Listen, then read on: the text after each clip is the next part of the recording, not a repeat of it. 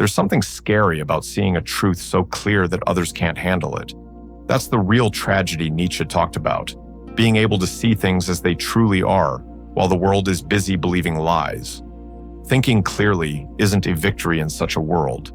It feels like being pushed out, like you don't belong. Imagine living in a society comfortable in its darkness, where moral stories are accepted without question, where myths serve as affirmations, not metaphors. Nietzsche argues that what we call truth is often just an agreement, words we inherited, conventions born not from logic, but from survival needs. We repeat them until we forget they were metaphors.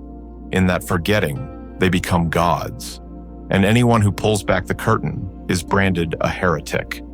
He calls this illusion immaculate perception, this fantasy that we can observe the world without being shaped by our background, our needs, our fears. He says it's fictional. All perception is fueled by values. Even our love of pure knowledge is itself a product of our history and instincts. There is nothing neutral. Everyone carries a lens. That lesson is terrifying.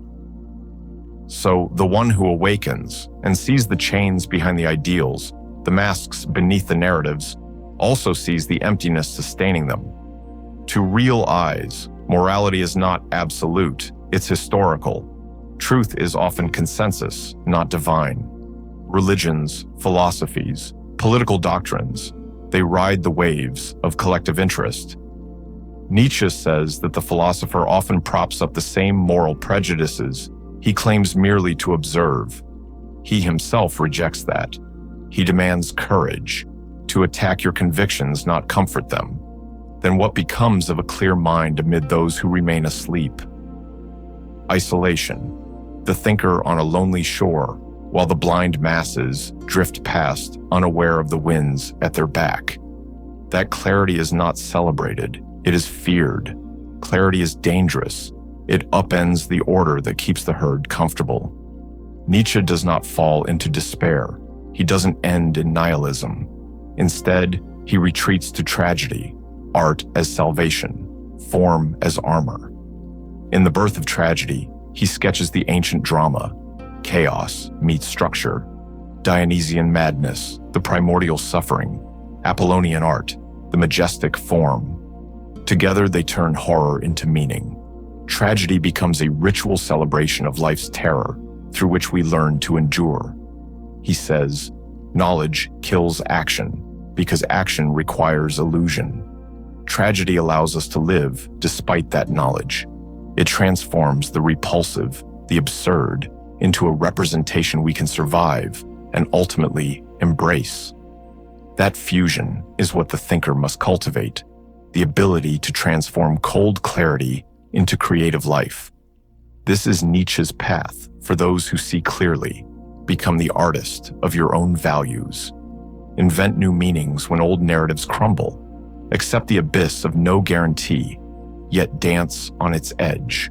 Love your fate, amor fati, and proclaim your yes, even when no God awaits to witness it. Such clarity is heavy. It is the burden of being awake when others slumber. It kills easy comfort. It places you alone at the horizon of meaning. But it also makes you capable of forging something new, something beyond shared illusions. Only they who bear the torch in darkness can show the others the exit, not by preaching truth, but by demonstrating creation. Nietzsche's perspectivism is ruthless, but liberating. No vantage is the vantage. Every view is partial, every truth provisional. That does not collapse into relativism. Instead, it invites self-mastery. Choose your viewpoints consciously. Let others sleep in convenient stories, but you choose to awaken, to question, to sculpt your own narrative. There is tragedy there, but also potency. The tragedy is deeper than ignorance, because ignorance is safe, but clarity is exposure. It reveals not only the world's emptiness, but your own capacity to build. That's true tragedy, but also true greatness. In a world deadened by conformity, the thoughts that see through the veil must also become creators. The overseers of illusion are worthless. The ones who grasp the illusion and then refuse to submit, these become the flame carriers. That is the only meaningful way Nietzsche sees to walk clear-eyed, not as prophets, but as artists. Existence doesn't justify itself with moral commands. Nietzsche argues morality evolved as a herd survival mechanism. Guilt, duty, compassion. They are not timeless virtues, but strategies. And they often smother strength, creativity, self-affirmation. To see that is shattering, but turning that insight into something stronger, that is revolutionary. Still, it cuts deep. You notice the contradictions others avoid, the hypocrisy in exalted institutions, the folly in long-standing traditions, the self-interest buried in moral language. Others don't feel the shards because they sleep. You feel each one as a piercing point. You become a pariah, not because your thought is wrong, but because it shatters group comfort. Yet in that fracture, there is creation. Nietzsche would insist, make your own values. If the horizon has been erased, paint one. If no cosmic guarantee awaits, be the creator of meaning. With every act, with every affirmation, declare your eternal yes. Even if eternity is an abyss. Even if time repeats in cycles, with no inherent higher purpose. This is the path of the solitary thinker, weighted by truth, yes, but shaped by art. Tragedy reveals suffering without anesthesia, but through that revealing, it becomes possible to bear life and to give it form. To dwell in clarity in a blind world is tragedy, but it is also potential. For only someone who sees the emptiness can fill it. Only someone awake can guide others, not to follow the truth as it is, but to choose their own myths consciously. That is Nietzsche's vision of transformation. So the deepest tragedy is not that others sleep. It's that clarity cannot just be received. It must be lived, forged, made beautiful. The thinker must become an artist, a tragic hero, clear-eyed, wounded, and still affirming life. Alone, yes, but alive with purpose. In the end, clarity is a torch. Blindness may shield, but only light can show the path forward. And only those bold enough to bear that light countenance the abyss and shape the future. And so, standing at the edge of all illusions, what is left? Just you, your vision, your will. That's the gift and the burden. To see the world as it truly is, not as stories told, but as chaos and beauty intertwined. It's not about despairing that others don't see. It's not about trying to pull them out of their sleep. It's about learning to live awake. Nietzsche never promised comfort. He offered confrontation.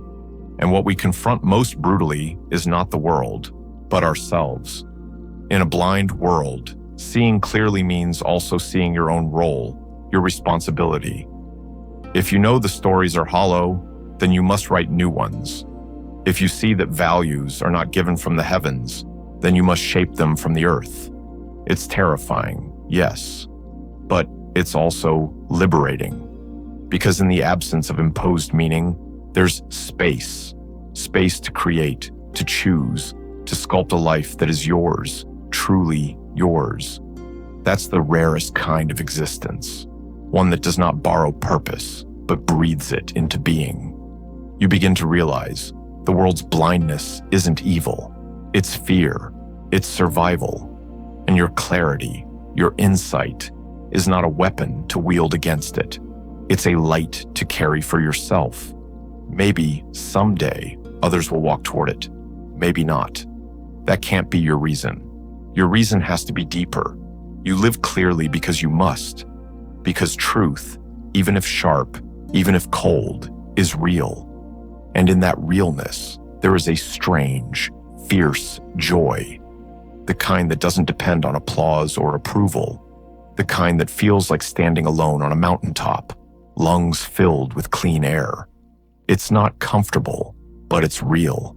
That's the essence of Nietzsche's tragic clarity. Not to weep for the blind, not to rage against the myths, but to affirm your vision despite it all, to love life even when it wounds, to say yes to your fate even when no one understands it, because the world may never see what you see. But that doesn't make your vision worthless. It makes it sacred. The deepest tragedy is thinking clearly in a blind world. But the greatest strength is to keep thinking anyway, to walk forward anyway, to live beautifully, tragically, fully anyway. And maybe that's not tragedy at all. Maybe that's freedom.